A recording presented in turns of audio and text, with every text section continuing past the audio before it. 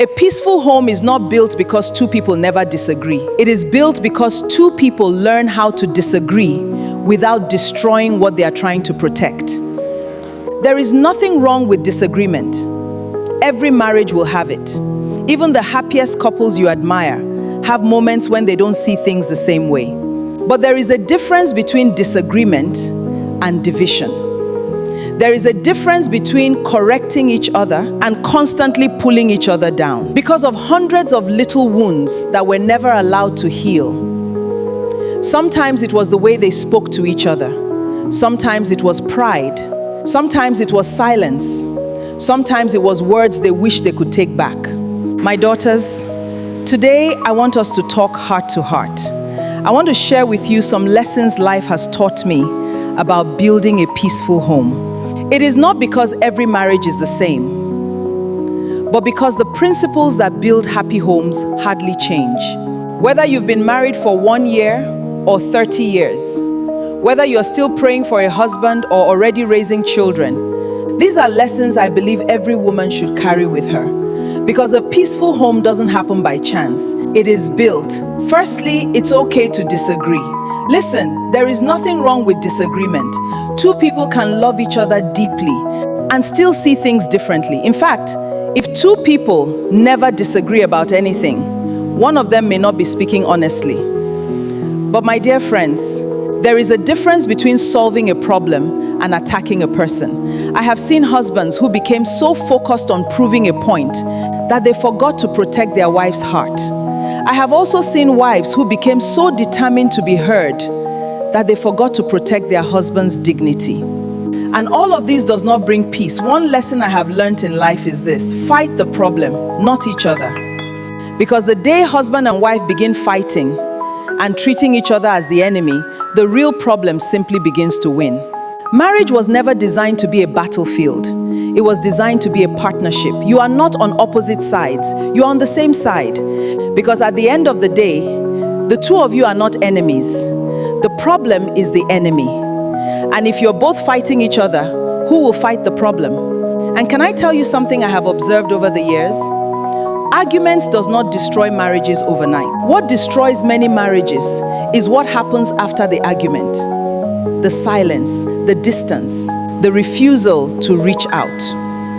A disagreement may last for a few minutes, but the wall that people build after the disagreement can last for years if they are not careful. I have seen couples who were not separated by a lack of love. They were separated by unresolved hurt. One person was waiting for an apology. The other person was waiting for the first move. Both hearts were hurting, but pride kept them both quiet. And gradually, the home that was once filled with laughter became a place where people simply existed. They talked about responsibilities. They talked about the children. They talked about daily activities, but they stopped enjoying each other's company and conversations. One thing every husband and wife must learn is this: after a disagreement, what matters most is not who was right or wrong. What matters is that both of you should not allow a moment of hurt to create a lifetime of distance. Secondly, choose the right time for difficult conversations. Not every truth should be spoken the moment it enters your mind. Not because the truth is wrong, but because timing matters.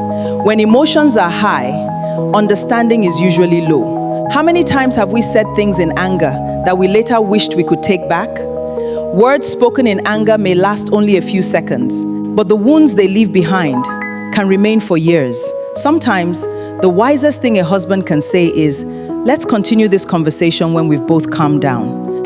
Sometimes, the wisest thing a wife can do is to wait until both hearts are ready to listen. The conversation may be exactly the same. The issue may not change, but the outcome can be completely different. Because wisdom is not only knowing what to say, wisdom is also knowing when to say it. Point number 3, don't allow small disappointments to become permanent bitterness. Can I tell you something I have learned over the years? Very few marriages fall apart because of one terrible day. Most marriages grow apart little by little. One disappointment, followed by another. One apology that never came. One conversation that was avoided. One hurt that was buried instead of healed. Until two people who once couldn't wait to see each other begin living like strangers under the same roof. It is not because they stopped loving each other, but because they stopped dealing with what was hurting them. My dear friends, please don't carry today's pain into tomorrow and tomorrow's pain into next year. There is a reason the Bible encourages us not to let the sun go down on our anger. Not because every problem must be solved before bedtime, but because anger has a way of growing when we keep feeding it. The longer bitterness stays, the more comfortable it becomes. And before long, you no longer remember how it started. You only know that your heart has changed. Listen, bitterness enters gradually. Sometimes it begins with, I'll just keep quiet. Then it becomes, I'm tired of explaining myself. Before you know it, two people who once laughed together barely speak anymore. Never become comfortable with emotional distance. When something hurts you, talk about it. Not to accuse, not to embarrass, not to reopen old wounds, but because relationships heal through honest conversations. Sometimes that conversation won't be easy. Sometimes there will be tears. Sometimes there will be silence before the words come. But a difficult conversation that brings healing is far better than years of silent resentment. Because a home cannot remain peaceful when bitterness has made itself comfortable. The fourth thing I want you to know today is, learn to use this magic word. Do you know that these simple words, I'm sorry, have saved many marriages than many people realize? Not because one person is always wrong, but because humility has a way of opening doors that pride keeps shut. I have seen husbands wait for their wives to apologize first. I have also seen wives wait for their husbands to make the first move. Not because they hated each other, but because neither of them wanted to take the first step. Days passed, weeks passed, and it started affecting their relationship. My dear friends, pride is expensive. It has destroyed conversations, broken friendships, separated families, and gradually damaged marriages. Sometimes the strongest person in the home is not the loudest one, is the one who says, can we talk? I'm sorry for the way I handled that. Help me understand how you felt. Those words do not make you weak. They make your home stronger. Because marriage is not about proving who is greater. It is about serving one another with love. A husband who apologizes when he is wrong does not lose respect. A wife who admits her mistakes does not lose her dignity. In fact, both of them gain something far more valuable: trust. And trust is one of the strongest foundations of a peaceful home. Never forget that. Can I leave you with one final lesson? Never underestimate the power of the little things. Many people are waiting for one big thing to change their marriage. They think, if only we had more money, if only we could move into a bigger house, if only life wasn't so stressful. But most times, the things that strengthen a marriage are not the big things. They are the little things. A warm greeting before leaving for work. A simple, how was your day? Saying thank you. Even for the things that have become routine. Saying I am sorry. Without waiting for the other person to say it first. Praying together, laughing together, checking on each other during the day, holding hands during a walk, sitting together without everyone staring at their phones. These things may seem ordinary. In fact, many people overlook them because they look too small. But my dear friends, never underestimate small acts of love, because just as little wounds can slowly destroy a home, little acts of kindness can gradually heal and rebuild a home. One thoughtful act today can remind your spouse, I'm still loved. One sincere apology today may stop tomorrow's resentment from taking root. A peaceful home is not built by one grand romantic gesture.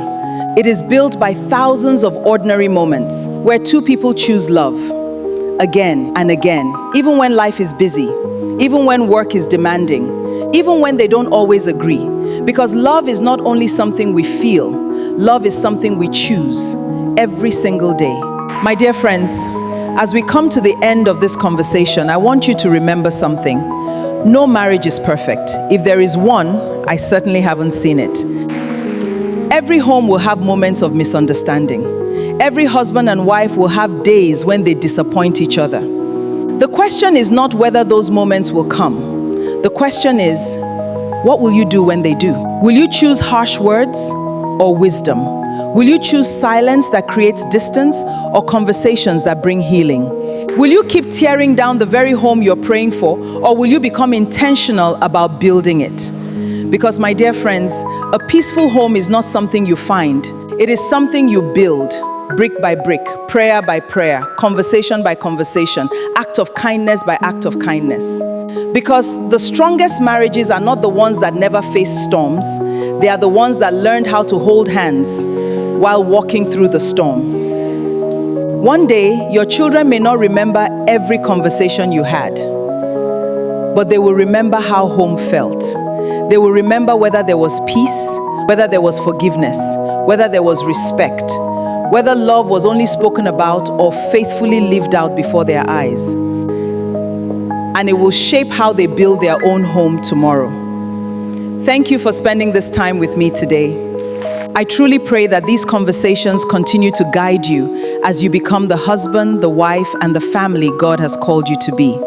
If this conversation blessed you, please share it with someone you love. It may be the very thing God uses to bring peace back into a home. God bless you.